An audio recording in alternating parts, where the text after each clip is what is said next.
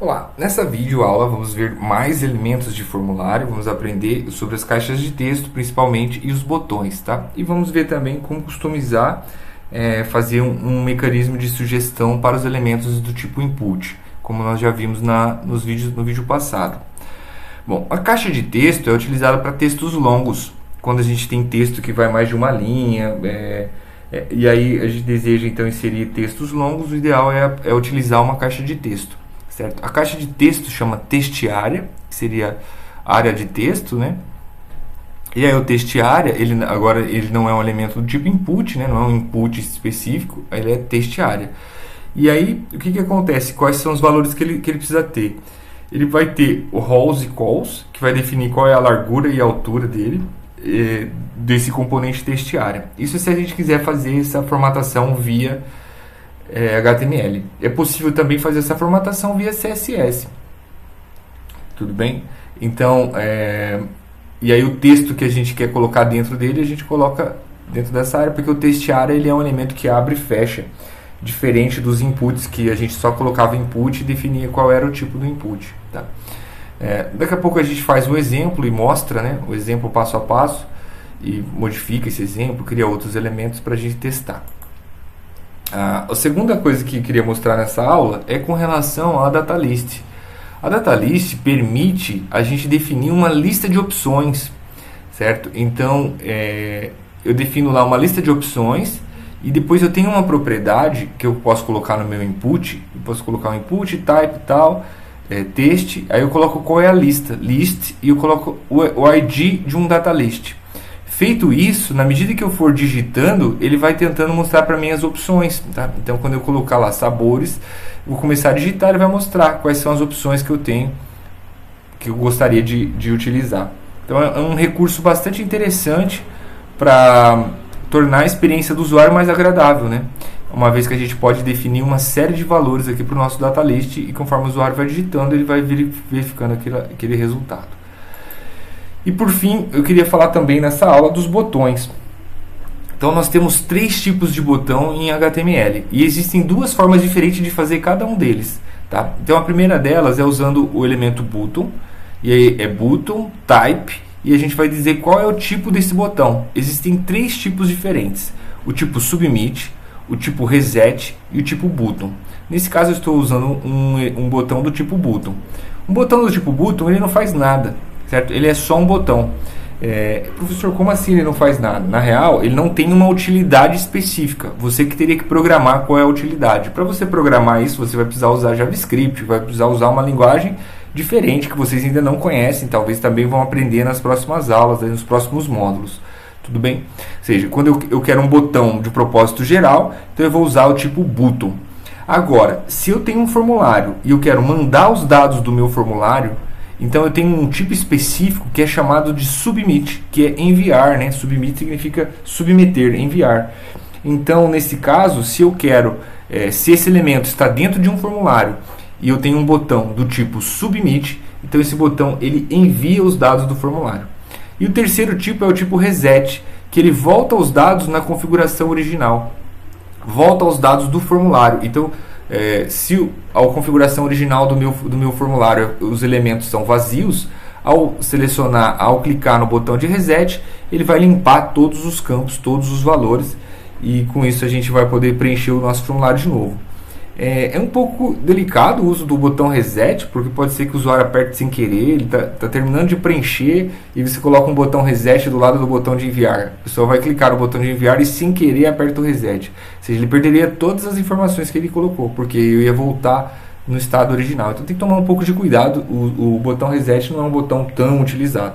Mas o submit é bastante e o button também. Tá? Então essa é uma das maneiras de a gente criar botão usando o próprio elemento button. Mas também existe a possibilidade de criar botões usando um input. E aí a gente vai usar input e vai definir o type. Ou seja, o type vai ser aquelas 3 valores que a gente já viu. Type button, type submit e type reset. E aí isso vai gerar um botão.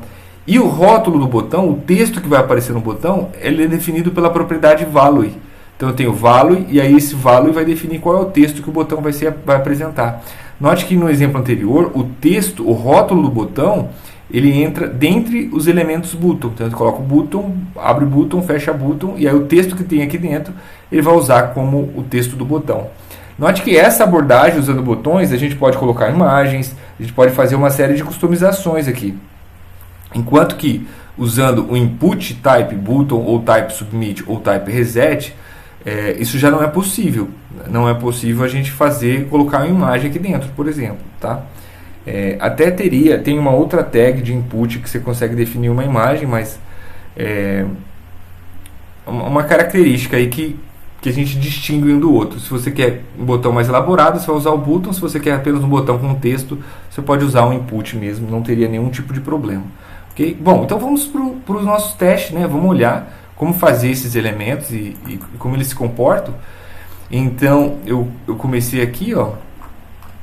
Eu tenho o meu form, defini aqui um form action, e aí comecei div, e aí criei os elementos. Então, primeiro é um texto, certo? Que aí eu vou usar o test-area. Note que nesse meu test-area, deixa eu aumentar aqui, ó, test-area, eu defini então um identificador para o meu test-area, defini o nome dele e defini quantas linhas e quantas colunas ele tem. Por exemplo, rows 10, cols 60. Tá? Vamos diminuir essas colunas, tem muita coluna aqui, vou colocar 40. E vou deixar um campo de linha menor, 5. Opa, não, 50, 5. 50 é muito, né? Então eu tenho esse meu formulário aqui. Veja que era uma vez, é o texto que ele carrega por padrão. Se eu tirar esse texto, ele vai ficar vazio, tá? Ele vai ficar vazio, ó. E fica o nosso elemento aqui. Bom, o próximo elemento que eu tenho aqui é para mostrar o uso do data list. Então eu criei um data list, veja que o data list por si só ele não aparece, tá? Não tem aparência nenhuma. E aí eu defini data list, criei um ID para ele. Opa, deixa eu ocultar isso aqui, minimize JavaScript e opa.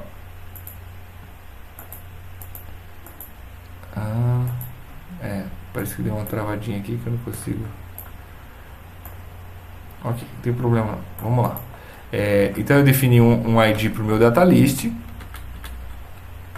e eu coloco as opções que ele tem. Então option, ó, são todas as opções: chocolate, coco, menta, morango, baunilha.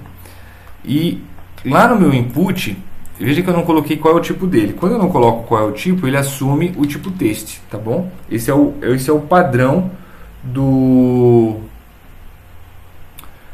elemento input. E aí veja que agora, quando eu vou digitar aqui, ele já até aparece esse campo para eu carregar toda a lista de opções, tá? Ou então, conforme eu começo a digitar, por exemplo, ó, ele vai mostrar para mim a opção. Eu posso clicar aqui e veja que isso aqui, ele não é uma caixa de seleção, tá? Nós vamos ver que existe ainda um outro elemento que permite a gente fazer uma caixa de seleção.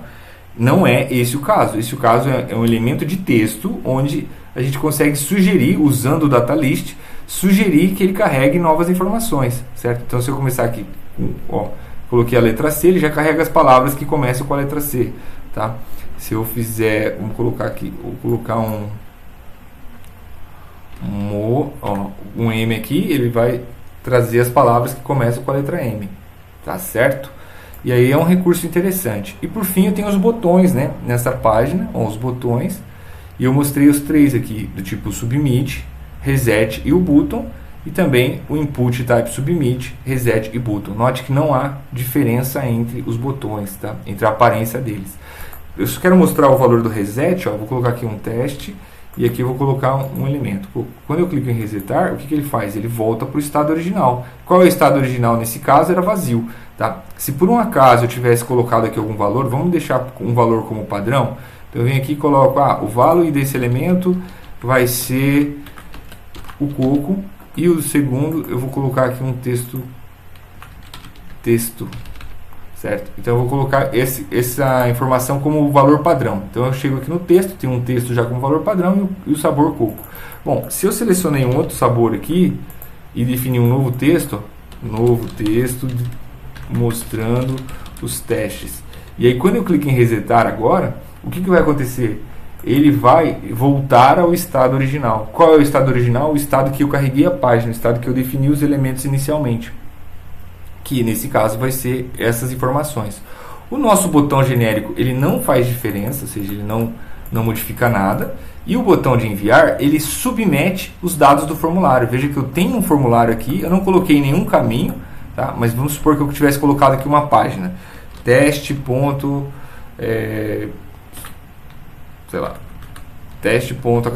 vamos colocar assim. Se eu coloco esse caminho de action, então quando eu clicar em enviar, o que ele vai fazer? Ele vai enviar para aquela pasta, para aquele arquivo. Como eu não tenho esse arquivo e a gente não vai falar como pega esses valores, então não vai fazer sentido nenhum. Ele vai mostrar aqui que não tem uma página que eu busquei. Mas uma vez que para eu voltar aqui, eu tenho que atualizar, né? Vou atualizar, reload, ele carrega o que eu tinha novamente de elemento. Mas isso quem faz agora, quando eu clico então no botão enviar, ele submete os dados do formulário para uma outra página.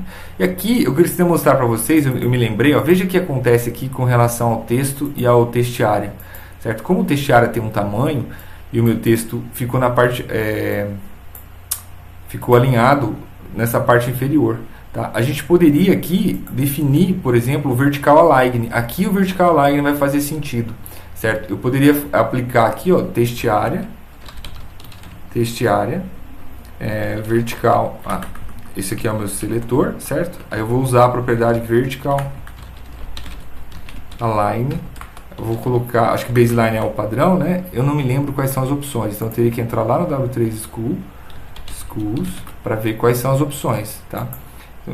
Eu venho aqui no W3 CSS, Learn CSS, aí eu vou procurar aqui, ó. Ele tem uma coisa que ele chama de referência, ó. A gente vem aqui nas referências e aqui eu tenho todos, então eu posso colocar procurar, né, vertical align, ó, vertical align. Seleciono o vertical align e ele tem aqui as opções, ó, text top. Então eu vou colocar text top só para vocês verem o que vai acontecer com o nosso exemplo. Então eu coloquei um vertical align, text top. Então agora o meu texto vai ficar na parte superior do elemento, se era isso que eu desejava fazer, certo? Por quê? Porque por padrão ele estava aqui na parte inferior, que era o baseline. Isso, o vertical align funciona, porque eu estou numa linha onde eu tenho elementos de tamanhos diferentes, de alturas diferentes. E essas alturas, então, a gente consegue centralizar organizá-las a partir do vertical align. Aí eu tenho essas opções, ó, text top, text bottom, sub e super. Okay? Aí eu vou aplicar qual que couber melhor. Tudo bem, gente? Então, sugiro que vocês façam alguns testes, criem um elemento textiária, criem um elemento usando um data list, tá? Pensem aí em um cenário, vou fazer uma lista de alguma coisa que eu gosto, a lista de jogos, lista de matérias, listas de qualquer item aí que você tem alguma gosta, e aí você tenta fazer as ligações, lembrando que o identificador do data list vai ser usado lá no input para definir list é igual o ID que a gente definiu, ok? E note que a gente não pode repetir identificadores, então nesse input eu coloquei o nome dele de sabores, ok? Mas o meu ID não poderia se chamar sabores, por quê? Porque eu já tenho um data list cujo nome é sabores, então nesse caso o meu ID do elemento input eu chamei de isabores. Okay? Só uma pequena distinção aqui para mostrar para vocês esse cuidado que tem que ter com relação aos elementos em si, tá bom? E tem mais um código CSS aqui que eu fiz, foi colocar todos os elementos, eles estão dentro de div, e eu coloquei uma margem nos divs aqui para não ficar muito colado. Se eu tiro isso aqui, ó, o que acontece? Olha só, não fica tão bonito, a gente consegue ver direito, porque fica tudo grudado. Então é necessário aqui ter algum cuidadozinho para mostrar eles um pouco separados, tá bom? Então até o nosso próximo vídeo com mais elementos.